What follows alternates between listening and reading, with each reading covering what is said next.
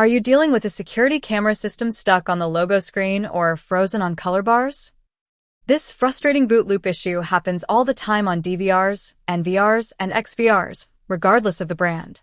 Today, we are going to show you how to fix a frozen DVR completely on your own without any special tools or technical experience. We will cover the two most common causes, a failing hard drive and a corrupted system, moving step by step from the easiest fix to the most advanced. First, let us check the hard drive, which is the most frequent culprit. Begin by disconnecting the power supply and removing all connected cables from your device, so it is easy to handle. Next, use a standard Phillips screwdriver to open the chassis screws.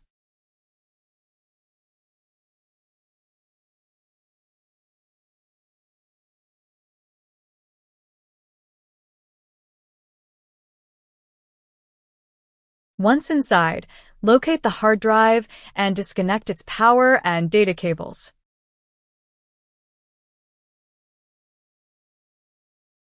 Now, reconnect your HDMI or VGA cable, mouse, and power supply to boot up the unit.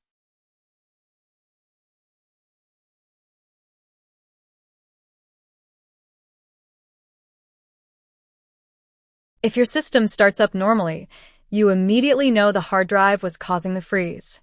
You can try recovering the drive on a computer using diagnostic software, but we always recommend replacing it with a new, high-quality surveillance drive for maximum reliability. If your device still freezes, even with the hard drive disconnected, the problem lies within the operating system itself due to corrupt files or bad memory blocks. The simplest way to fix a corrupted system is by using a dedicated recovery file.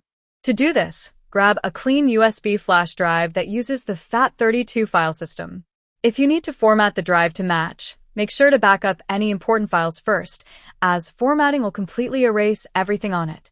Once you are sure it is safe, you can format it on a Windows computer using the FAT32 format.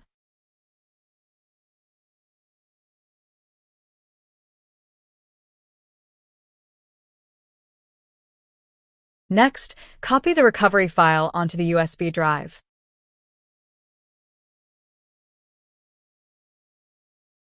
Disconnect all cables from your DVR, including the hard drive if you haven't already. Insert the USB drive into one of the USB ports.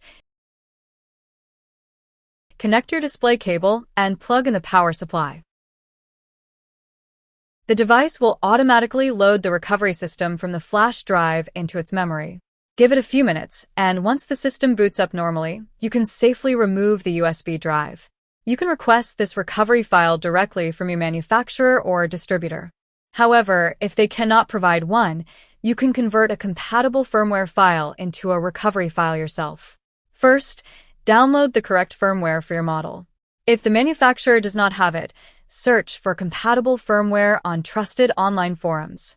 Then, download the Dump Builder tool using the link we provided below in the description and pinned comment. Open the program, copy your firmware into the software's firmware folder. Launch Dump Builder and click Build Recovery.